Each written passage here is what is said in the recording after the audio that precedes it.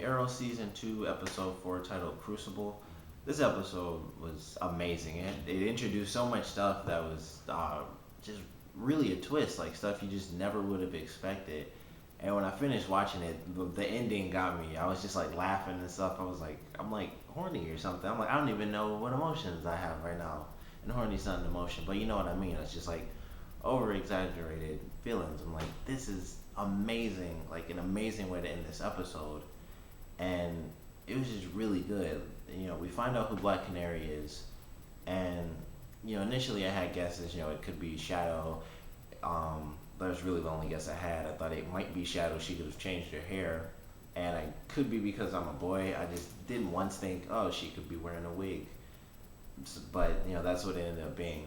And we find out in this episode that it's Laurel's sister, and that she did not die on the Queen's Gambit, and apparently she sort of died when they were like on the ship, or searching the island for whatever these weird misshapen bones are from like World War II. But we find out she's alive. Oliver's like completely thrown off by this because he thought she did die. And so she comes back in. We get a cool fight scene at the end of the episode, but mostly I think this episode did a lot as far as character development, emotionally speaking. And Laura, we find out she's kind of having a drinking problem because after basically realizing she's the reason Tommy died, she's having a really hard time, and she's gotten into drinking. And in the end of the episode, she's taking pills and drinking alcohol. It's a terrible combination. And like her dad's freaking out. He goes back to Alcoholics Anonymous just because of that. Or it might not have been Alcoholics Anonymous. They have just support groups where you're worried about someone else, but I don't know what that's actually called. But he's freaking out because he used to be an alcoholic when her sister died, and I can't think of her name, of course. But when she died, or when he thought she died, he started to drink a lot, and he feels that Laurel is going down the exact same path he is. And she gets a DUI, or she almost does when she gets pulled over, and he's just really worried about her. And so is Oliver. Once Lance tells him, he's like, hey, she almost got a DUI. She was pulled over for drunk driving. He goes and tries to help her out too, and he can't because she doesn't really want to listen. She's, like anyone else would be in that situation when you realize the blame you had on someone else is really, you know, really should be directed, inward. It kind of puts you in sort of a downward spiral where you don't care about anyone's opinions. You just think, I got it under control, and this is how I'm going to have it under control. But you don't realize your way of having it under control is what's going to, send you out of control.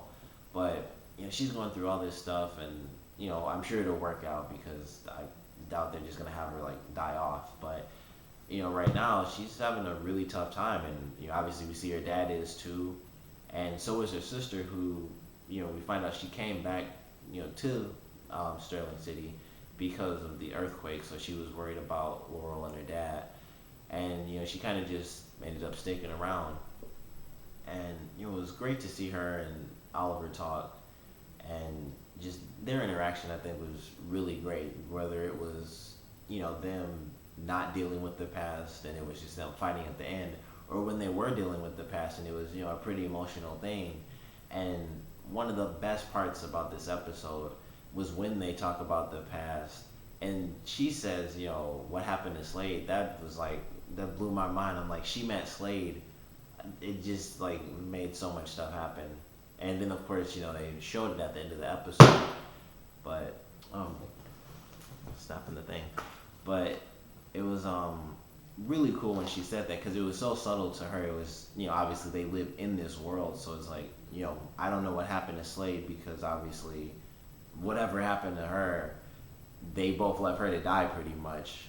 So she has no idea what happened to Slade, and of course he just was like, where have you been the whole time? And they skipped over it because it would spoil it. But we do at least get a tiny little hint that Slade does survive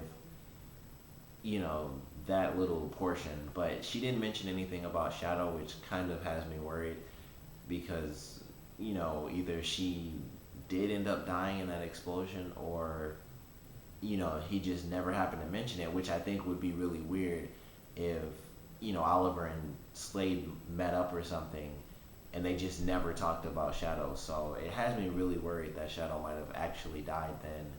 But at the same time, Oliver does still have to get that tattoo that Shadow has on her back, and I feel like unless they just suddenly throw in an episode where he's like, oh yeah, I have photographic memory, I feel like he'd have to see her.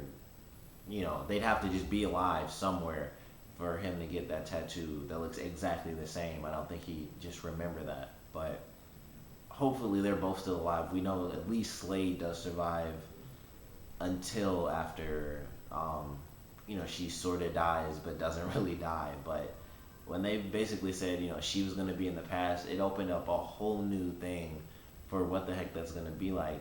And something else they did that I thought was amazing is the line that the guy says to Oliver, like, living isn't for the weak.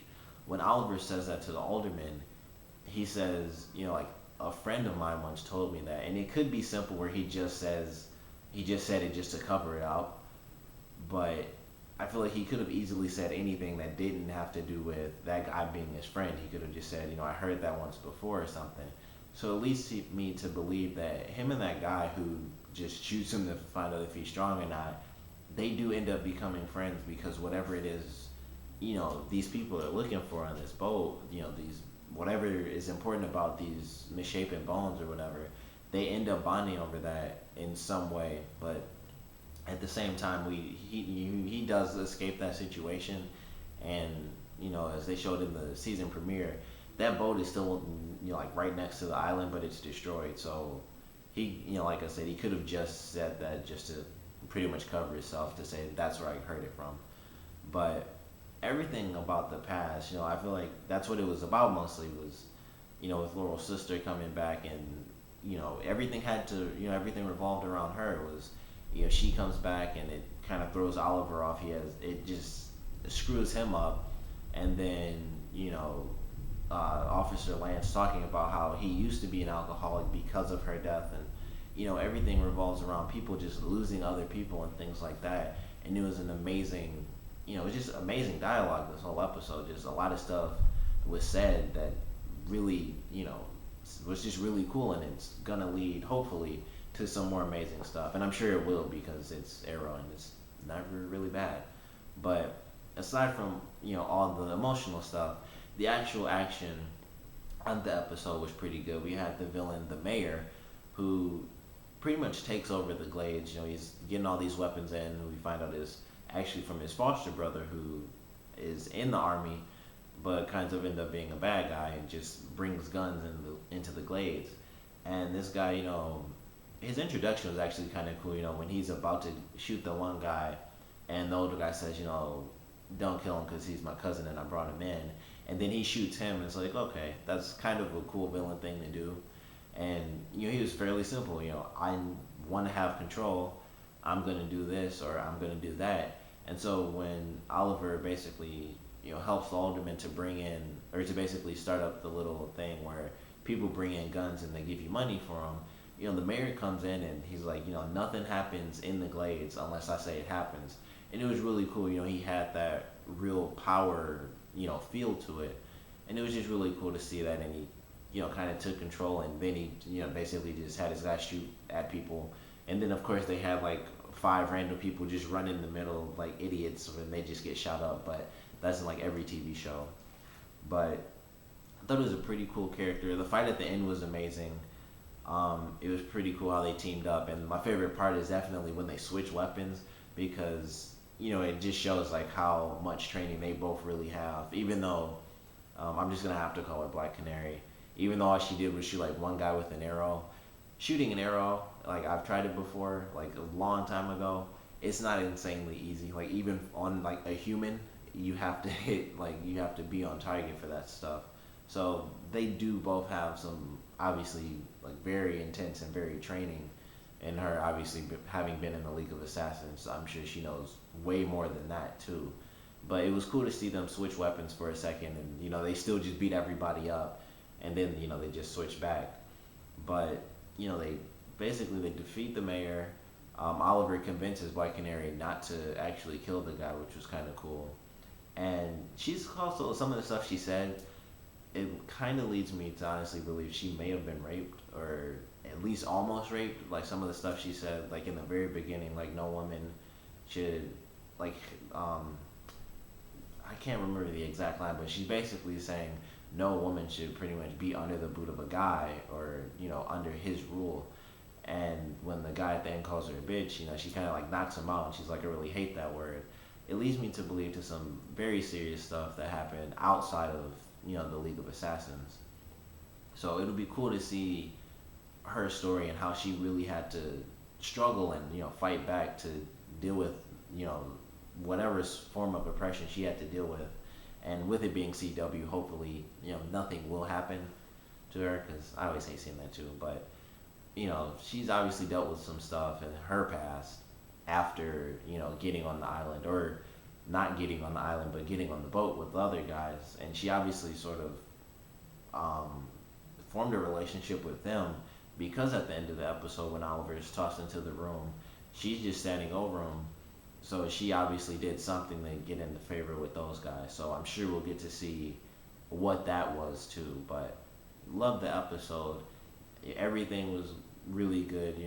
The scene with Roy and Thea where they basically meet Sin, and Sin gets shot, and Roy helps her out and stuff like that. That was a pretty cool scene too. It was very minor portion of the episode, but it was pretty cool. And so they kind of have a little connection where she's like, all right, you kind of saved my life, so I guess I'll keep your secret. So him being closer to her could lead Roy to being closer to Black Canary, which would obviously lead him to being closer to Oliver, since Oliver figured out who Black Canary really is. So it'll be cool to see how that dynamic plays out, because he'll still be trying to get information until Oliver says don't worry about it, and then he'll probably be like, well, even if Oliver does basically say I figured it out myself, Roy might still want to know more on his own, because he'll still want to work with Green Arrow and basically be a vigilante. So it'll be cool to see how that plays out, with him and Sin basically being sort of like in the same role, where they're like the sidekicks, but they aren't the superhero sidekicks just yet. So it'll be cool to see how that plays out, and I'm sure they'll have some pretty good dialogue between them, because her character is really funny, so I like her too. But everything leads up to Oliver talks to the alderman, and he's like, hey, we basically we worked together, we did pretty good, maybe you should run for mayor. And he was like, hey, there's more than one way to save a city. And the first thing I thought of was like Oliver being the vigilante. And so they have that. Then they go to the next scene where the mayor has a mask taken off, and it turns out whichever cops came to get him took him to this weird secret place. And this guy with a mask comes in, and initially the first thing I thought, of course, was it's Scarecrow. He's going to be like a really big villain, because they introduced him at the end of this episode. He's going to be like a overarching villain and stuff, and that'll be really cool to see, where he's kind of like messing with the city and stuff. And then he ejects the mayor, and then he takes his mask off, and it's the alderman. And that blew my mind. I was like, this guy cannot be a villain, but he is. And then the guy dies. I assume he died from it, because there was blood coming out of his eyes, so he didn't actually make it through whatever the toxin or venom or whatever really was. So he dies, and then the alderman says, give me another one. And when the cop says, yes, Brother Blood, it blew my mind, because for anyone who doesn't remember from Teen Titans, because that's really the only reason I know who that is, Brother Blood is the guy who founded the Hive, which was basically like this giant villain organization. And he was the guy who was over like Jinx and Gizmo and the other people who I can't remember. But those are the people who would always fight the Titans. And there was the episode where Cyborg infiltrated the Hive, and he kind of became like their main enemy, because he beat all of them up. And then Brother Blood like took his blueprints, and then when they had like the whole Titans East stuff, he attacked the Titans East and like took everybody out, and Cyborg had to beat him. And he had to like fight against evil cyborgs, because Brother Blood stole his blueprints. So hopefully that helps you guys. But I'm just really excited to see where the heck that goes because now we learn that the one guy who appeared to be like really helping the city is gonna basically just like destroy it himself in a really weird mind control type of way. So like that was a great ending. I'm really excited to see how that goes because whenever they do a reveal like that, at the end of an episode, it makes it, it gives it a lot more impact because when it's in the beginning, you think, oh, they're gonna go through and something's gonna happen where someone's gonna find out about this, or maybe it'll just be sort of a one-off type of episode where it's like we find out who the villain is, and then Oliver just will fight that villain, but he won't beat him. But in this, it was just like he tried some weird toxin or whatever on the mayor. The mayor died, and we find out that the alderman is like the leader of the hive, Brother Blood. So I'm really excited to see where the heck that goes. And everything else, the past stuff, we didn't get any of it really. We got like, I think 3 minutes total. He was shot, he took the bullet out, and then he met his ex girlfriend at the time. Or I guess she's still his ex, but he met her at the end of the episode. So I'm really excited to see what they do with that next week because I want to see what happened to Slade if he's like really burned up and all that stuff, and what really happened to Shadow. But definitely excited for next week.